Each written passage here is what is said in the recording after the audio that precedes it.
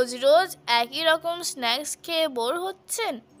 Don't worry, Torsa সবসময় আপনাদের জন্য নিয়ে আসে নতুন এবং সহজ রেসিপি।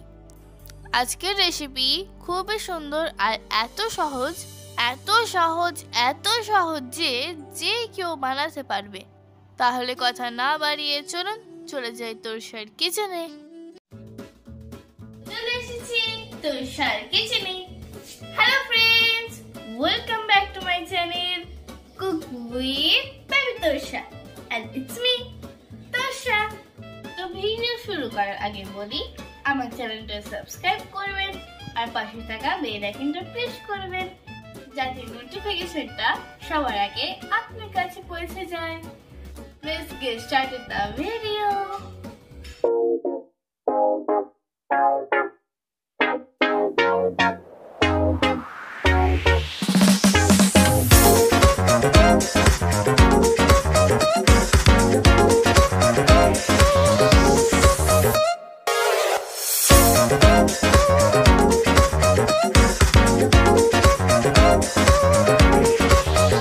তো প্রথমে কয়েকটা আলু সেদ্ধ করে নিচ্ছি।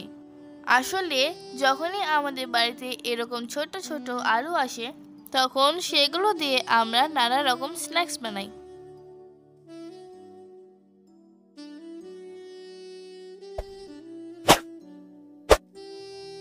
তো আলু সেদ্ধ করা হয়ে গেছে, এখন পিল আপ করে ম্যাশ করে নিচ্ছি। এর মধ্যে এখন একে একে দিয়ে দিচ্ছি। প্রথমে দিলাম স্বাদ মতো লবণ, অল্প একটু ধনে গুঁড়ো, দিলাম অল্প একটু জিরে গুঁড়ো, আর দিলাম অল্প একটু জোয়ান, ওই হাফ চামচ মতো। চিলি ফ্লেক্স দিলাম, আপনারা চাইলে কাঁচা লঙ্কা দিতে পারেন। এখন কয়েকটা ব্রেড টুকরো করে এর সঙ্গে মিক্স করে নিচ্ছি। এখন বড় চামচের 1 চামচ চালের আটা দিলাম। এটাকে আর একটু টেস্টি বানানোর জন্য চাট মশলা দিয়ে দিলাম। এবার হাত দিয়ে ভালো করে সবগুলো মিক্স করে নিচ্ছি। না, জল দেওয়ার কোনো প্রয়োজন নেই, এমনি সুন্দর ডো তৈরি হয়ে যাবে। আপনারা যদি আরো স্পাইসি পছন্দ করেন তাহলে আরো বেশি মশলা অ্যাড করবেন।